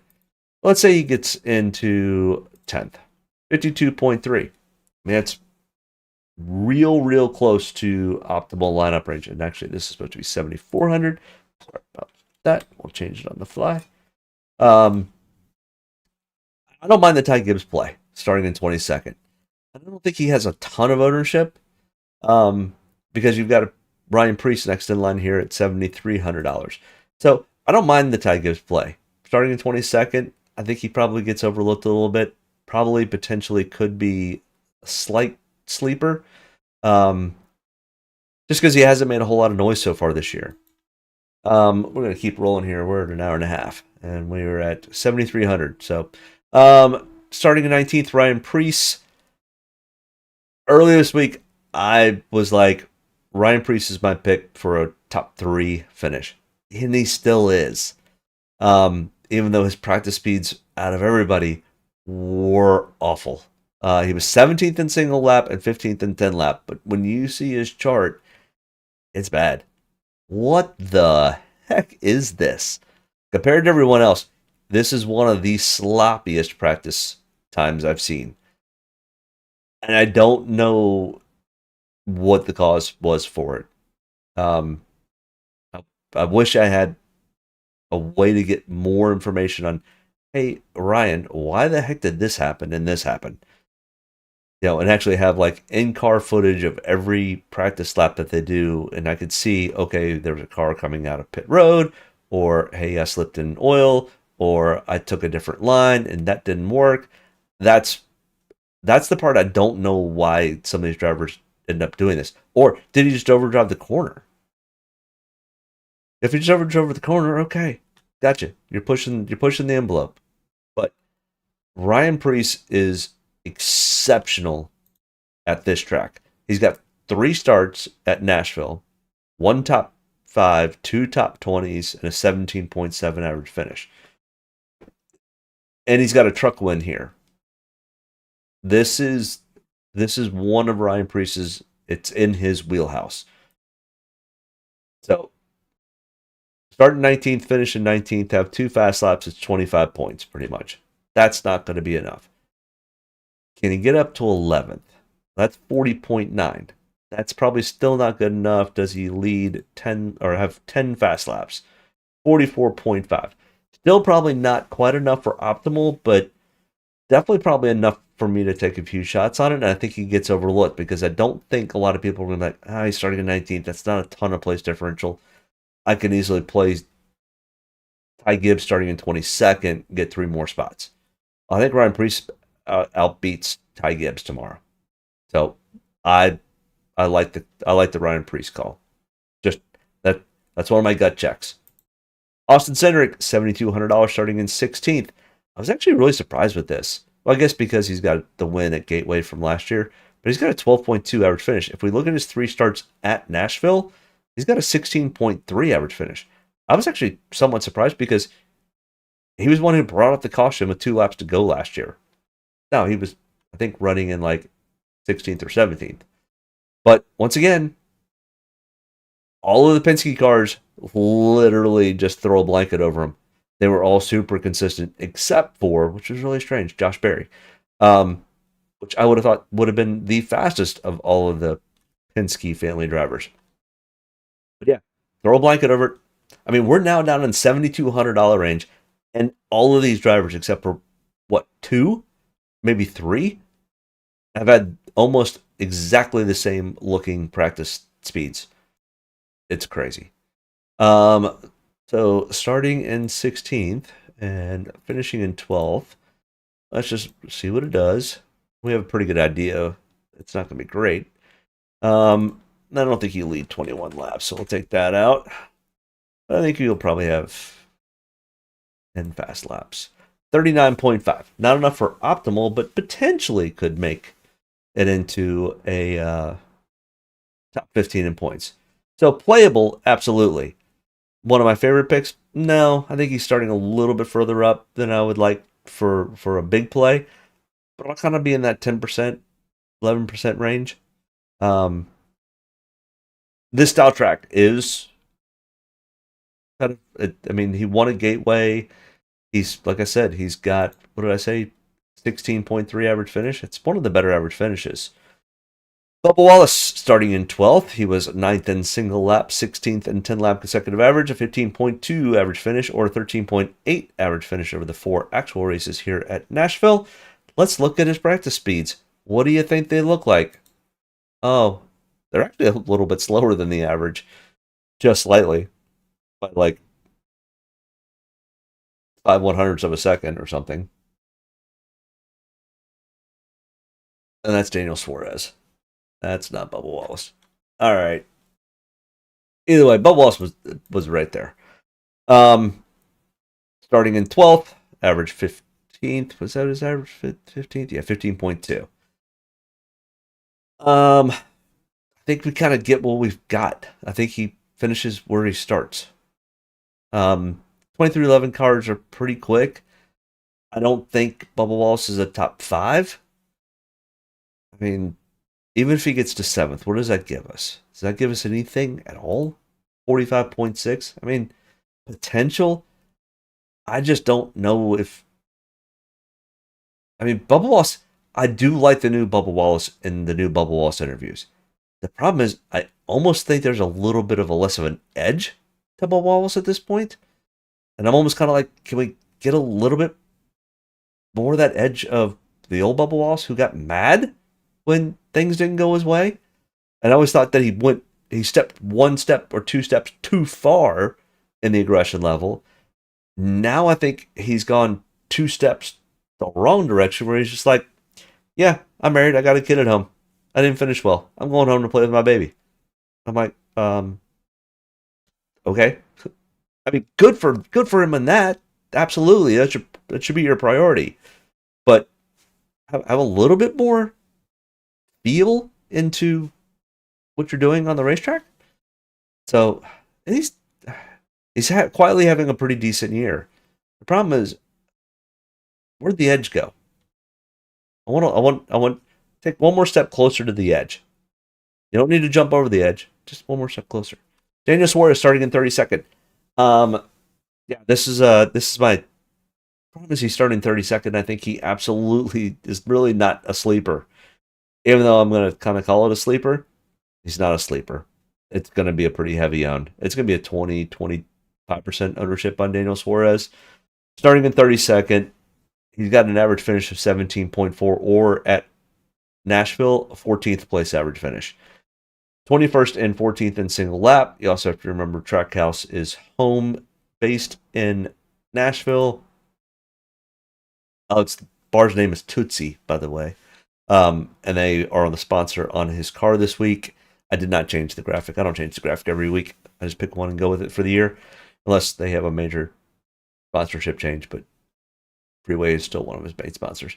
But once again, throw a blanket over practice speeds. Got a little bit slower towards the tail end of the run, but not 32nd. I will absolutely have some ownership in Daniel Suarez. If he goes and gets his average finish of 17th, has 2 fast laps, it's a 41.9. I think he could probably even do better than that. I think he potentially, let's say, get him to 13th. 49.9 puts him right at the 50 at $6,900. That's not much of a dumpster dive, and I think he absolutely is in play. Same thing with Corey Heim starting in 33rd. He shocked the world at Kansas 2 weeks ago and got a 13th place finish. I think he absolutely has that in his wheelhouse again this week. He ran really, really well in the truck race again, like always. He understands and knows how to drive this track. He's going to be extremely patient. He's going to let the car come to him.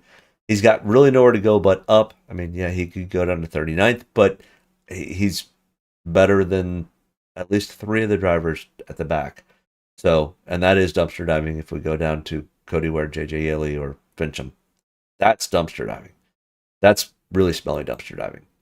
And his practice speeds, I mean, he was still pretty much under 30.5 for his run. Was he as fast as Blaney or the average?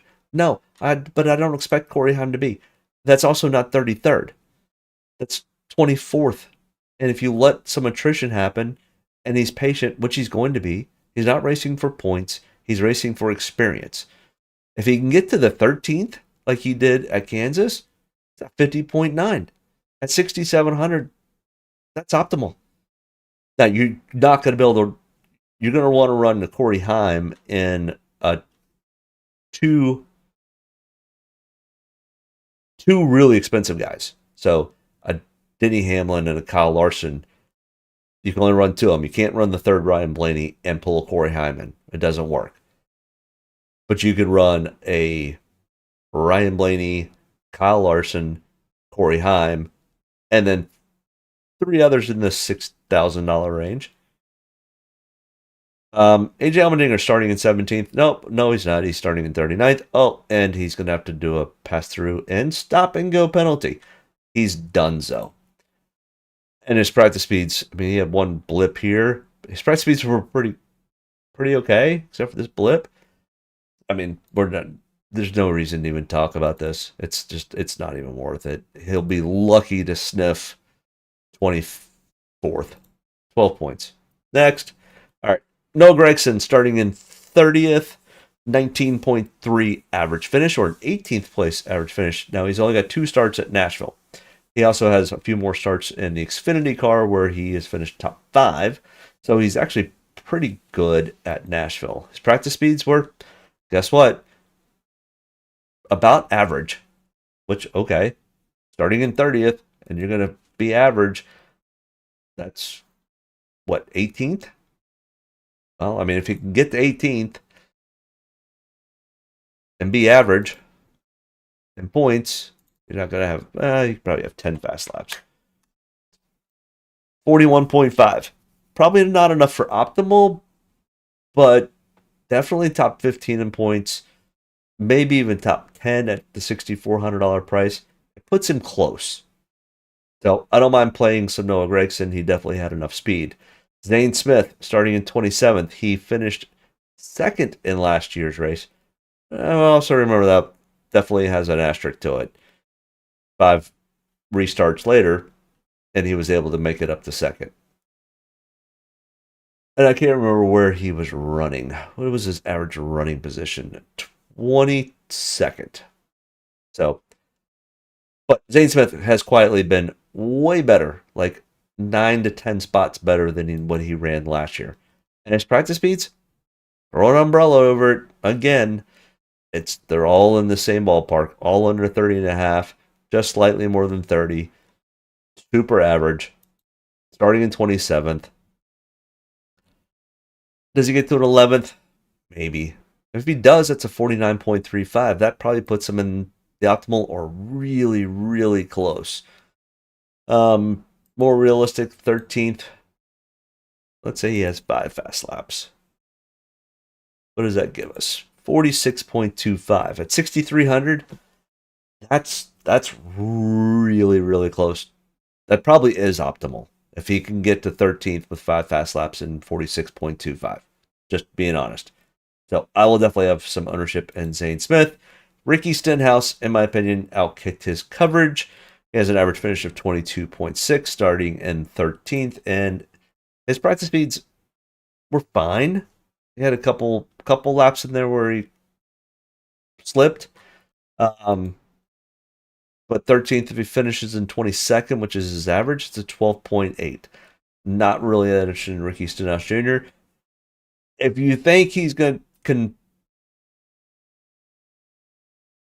stay up there and finish up there, which I don't think he can. And let's say he gets to 9th, that's a 40.8. So what does he need to get to 45? 6th? Can he do it in 7th? Real close. He needs 5 fast laps. So Ricky Stenhouse Jr., if you are thinking about running him, you have to be on the thought process that he can get a 7th place finish and have 5 fast laps. But he was 18th and 30th, and he's got an average finish. Does have an average finish at Nashville of 18.5. Not awful, but that's still not 7th.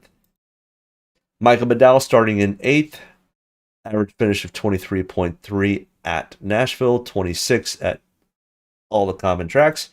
But throw a blanket under this one too. Holy crud, he was super consistent in practice, just like everybody else. Surprise, surprise, surprise. But he's going to need to finish 8th or better. I mean, this is lining up, especially with his practice speeds, that Michael McDowell starts in 8th and runs in 10th all day. And has 5 fast laps.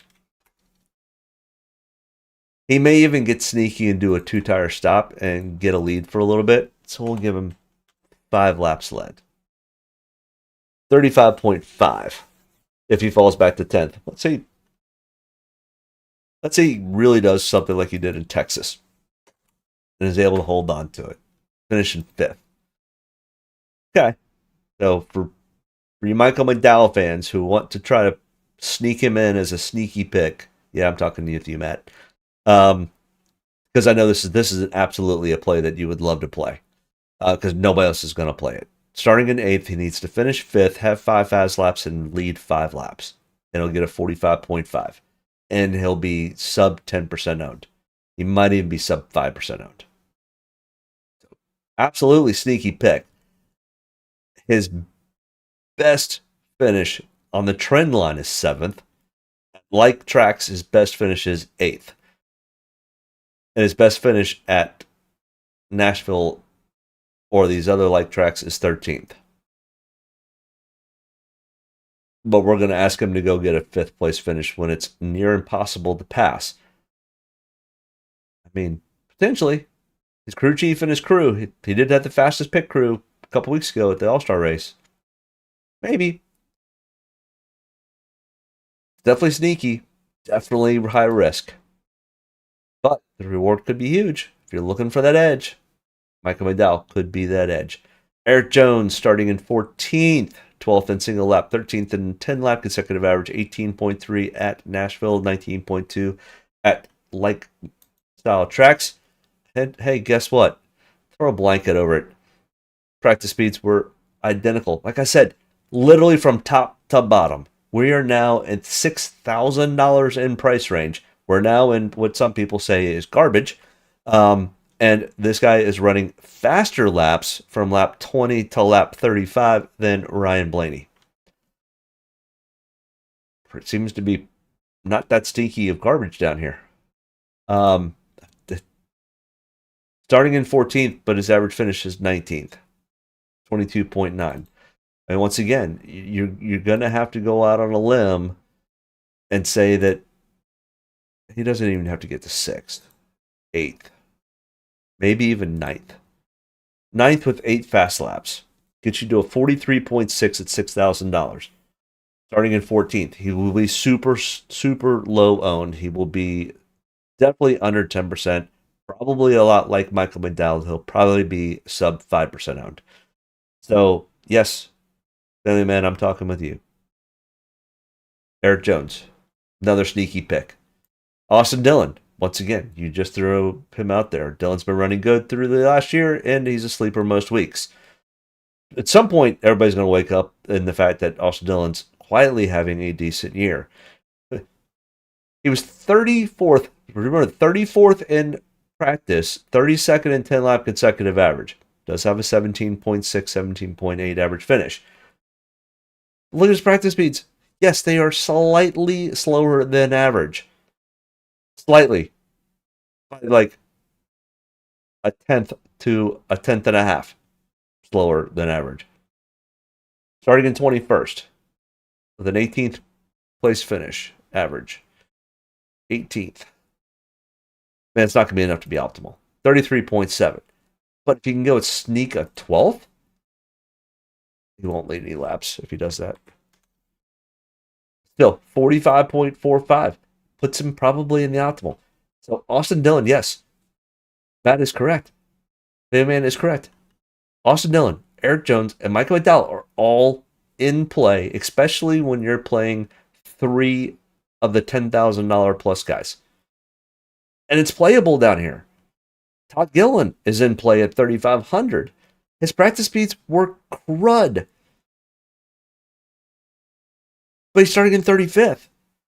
He's not going to, unless he wrecks or has a mechanical issue, he is, if it's straight up race, he is not going to lose to J.J. Yaley, Cody Ware, or Fincham. Plain and simple. And more likely, Todd Gilliland is going to beat Riley Herbst. So, at worst, he finishes where he starts, but that's not going to be good enough for DraftKings, I can tell you right now. But if he gets his average finish of 21st, that's 35.45. All he's got to do is get 3 more spots, maybe? 18th? 19th? Yeah. 18th place gets you to 42.45. It's not quite 45, but he's now at $5,700. This optimal line continues to drop the lower in price we go. You know, if he can get to 15th, he's 48.45. He's absolutely in the optimal at that price tag. His trend, his best finish for the 5 races we're comparing to is 14th. So it's not completely unheard of. At a similar style track, his best finish is 6th, and the trend line is 10. We're asking for a 15th? I mean, definitely playable. We're starting to get a little stinky in the garbage department, but not awful. I'll take the Todd Gilliland play over the Justin Haley play. At best, Justin Haley's going to finish where he starts. He got a 13th place finish last year, but it was because of the melee. And I'm not sure what happened in his third practice lap. That was ugly. I wonder if he missed a shift or did something. It was bad. But, I mean, beyond that, he's not that far off. But he's starting in 18th. I don't know if he gets any better than 18th. And that's a 25.9. John Hunter Nemechek is absolutely in play at 5,500. And we're calling it dumpster diving at this point. He's 5,500. Yeah, his average finish is 29th and 31st. Now, he's only got 1 start at Nashville. And it was 31st. It was last year. But he's got a win in the Xfinity Series here. It's not like he doesn't understand the track. And he's done nothing, him and Legacy have done nothing but improve by 40% over what they were doing last year. So that takes him probably up to, a 21st place finish. If we look at his practice speeds, they're good. He's sub 30.5 the entire practice run.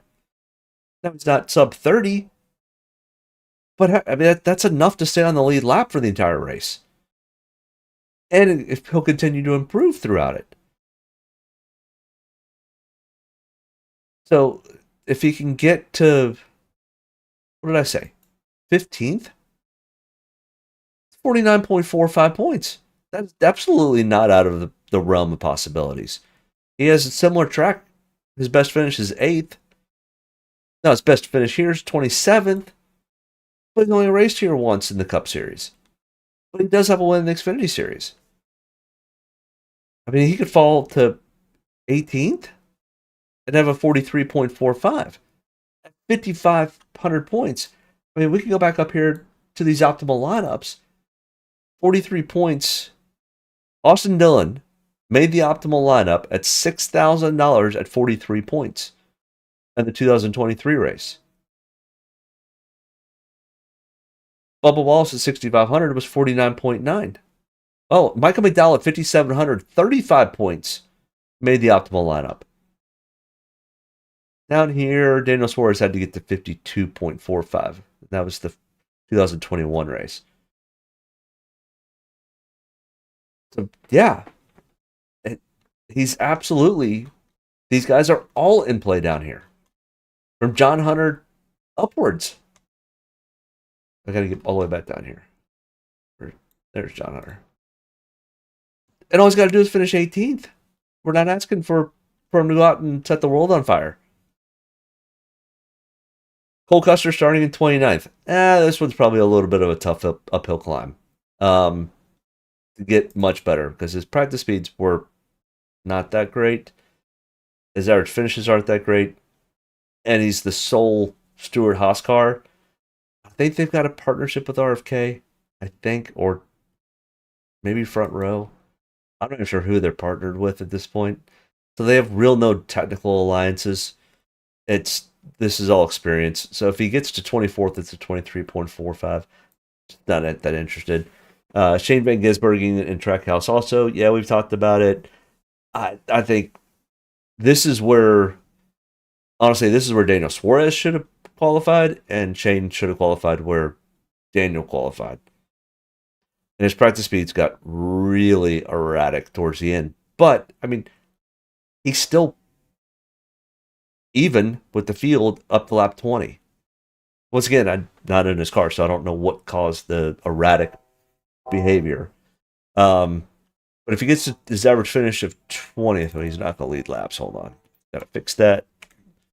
Well, I think everybody's going to have a few fast laps. I think it's kind of like a Talladega, to be perfectly honest, or Daytona.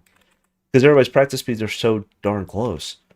I mean, 23rd, finish 20th, it's 27.35. I just don't. If he were starting in the 30s, I would take him, but I don't have a whole lot of interest. I think he outkicked his coverage. Riley Herbst starting in 37th. I mean, he's got an average finish of 17th in 3 of the 5 races we're comparing to. Now, he did finish 37th in this race last year, but I think it was like his first time ever in this Cup car. His practice speeds were not great. They're not bad. I mean, I think this is more risky than taking John Hunter Nemechek in 36. I mean, at least John Hunter Nemechek's got a nice, flat, even, normal practice. And he's been trending in a much better direction all year. Riley Herbst has been still struggling, and he's still learning. Boy, that train is loud. Sorry about that. Yeah, he's not going to get to 17th. A lot of things would have to go really, really wonky. I think at best he's probably 24th at 31 points. I mean, at 5,100, yeah, maybe, but I'm probably not that interested, even at 37th. Ty Dillon starting in 31st. I think he outkicked his coverage too, especially when we look at his practice laps. They're really erratic, and he never gets below the average. So I'm not real interested in thinking that he's going to make up a whole lot of room. Even if he finishes 26th, it's 21.45. And his teammate just got busted for major cheating. So they're definitely going to have him under a microscope. I don't have a whole lot of interest in Ty Dillon. Cody Ware, who slowly, and I mean slowly, is starting to improve week by week. Definitely not interested in taking him. I'm just stating a fact that his practice speeds were actually much better this week. I throw Cody Ware under the bus every week. I'll give him a slight credit. I'm not playing him at all. Don't get me wrong. It's not worth it. He will maybe finish 27th if we have some mayhem. If he gets to 29th, it's 18th. If he gets to 27th, what is it? 21, 22 points, which isn't going to be enough. What did I say? 27th? 22 points. Yeah. It's not interested. All right. We are at the 2-hour mark. I appreciate everybody tuning in and staying with me for 2 solid hours of NASCAR data. I'm sure I've probably put some people to sleep at this point. Or need to be asleep at this point. If Denny Hamlin races, I absolutely think Denny Hamlin has a potential to stink this show up tomorrow. If he doesn't, I have no interest in playing Ryan Truex.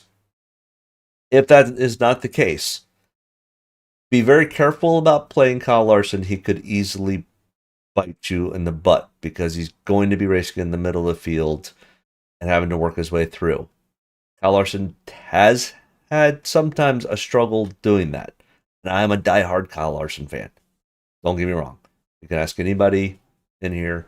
I should be the vice president of Kyle Larson's fan club. But Kyle Larson, starting in 28th, is going to be extremely heavily owned, 50% or more. I will probably have about 30 to 35%. I don't love the starting spot. Christopher Bell starting in 7th. Absolutely. This track is definitely up his wheelhouse. He could easily dominate this thing. Ryan Blaney starting in 15th. I really like Daniel Suarez. I really like AJ. He's done. He might as well just pack up, go back to Charlotte now. Bowman, I think, could very sneakily get himself into a top 10, which would then put him definitely in the conversation as an optimal. I love the Todd Gillen. I love the Zane Smith. I think Ryan Priest could make some noise. Cole Custer, no. Carson Hocevar, yes. Noah, absolutely yes. Austin Dillon could be very sneaky starting in 21st. Eric Jones starting in 14th. Did I say I liked Eric Jones? Seems right on the, probably more on the bad side. But if he finishes in 9th, which, I mean, yeah, potential. Don't love it, don't hate it. I'll have a little bit of ownership. Could be very, very sneaky. And Ty Dillon, nope, not interested in Ty Dillon. John Hunter, I could play. Corey Haim, I could play. I'm not interested in Justin Haley. Not interested in Fitchum. Not interested in Stenhouse, Yaley, Herbst, Ware, or Shane Van Gisbergen. So I could tell you right now, I've got 1, 2, 3, 4, 5, 6 drivers I absolutely will not play. That's Haley, Fincham, Stenhouse Jr., JJ, Herbst, Ware, SVG. Not interested in playing Ty Dillon. Not interested in playing AJ Allmendinger. There's 8 drivers that we've already eliminated. We're down to 29 drivers. I don't love the Michael McDowell play. It could be sneaky. I don't like the Chase Briscoe play. Could be. I mean, it's going to take a lot for that to happen. Number one, the only way I play Chase Briscoe is if Denny Hamlin's not racing. Because I think it gives Chase Briscoe a chance to get out and lead the first 50 or so laps. And then if he can just maintain and hold on to a top 10 or top 5, that potentially puts him into play. But that if Denny starts this race, I have no interest in Chase Briscoe at all. Brad K, I think outkicked his coverage. I think Bubba Wallace is starting too far up. Don't like that play. I mean, like I said, the Michael McDowell play, I don't really like. He could just hold his own, which it's going to be on the outside of maybe being enough. It's going to be tough. I don't like the Joey Logano play. So there right there is probably 14 or 15 if Kaiga is still here. Kaiga? I don't even know. I suck at pronouncing names, especially potentially nicknames. So there are probably 12 drivers that I can eliminate right off the bat that I have no interest in. I'm not interested in Kyle Busch. Yeah, I can make a case for most everyone else. Josh Berry has me a little bit worried because he was really inconsistent in practice. All right, either way, we are done. I will see everyone next Saturday when we break down Michigan. We will not have near as many laps to go over, but still all the same data and all the same calculators and everything else. I am still working on the calculator system a little bit, and kind of what I want to do is still have the calculator that's out there to use, but I want to have already figured out the calculations on what I think would be the high end, the low end, and what the middle range that I think probably could play, and have that on that sheet. And then if we want to discuss other options, I can always bring the big calculator back in. So that's kind of my thoughts about it. I don't know. I'm always working and trying to evolve with this thing, so I appreciate everybody's time and patience on trying to make it better. Make sure you hit the like and subscribe button. I will see everyone next Saturday at about 9 o'clock. I don't know what time the Xfinity race is, but Michigan does not have lights, so they will have to make sure that it gets done by 8 or 9 o'clock. So 9 o'clock, hopefully start time next week. Have a great weekend. Enjoy the rest of your week. Enjoy your start of June, which I consider the start of real summer. And we'll see everyone next week. Have a great time, and make sure you let me know if you end up taking down a bag this weekend.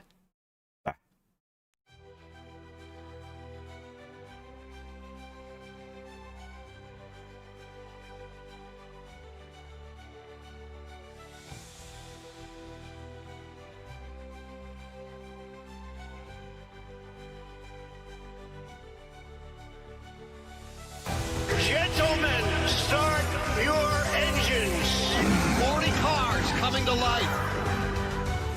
He still takes the field? Yep. Love it. Get a good deep breath. Get ready to roll here. Only about one thing tonight, getting the W's, so gotta be around the end to do that. Get ready to roll tonight, boys. Go have some fun. Don't get me any more fired up than I already am. All the way to the checkered. You're fine. Nobody's got to run. Checker pass, baby! Really proud of you, man. Drove your butt off tonight. We had the best car here, bud.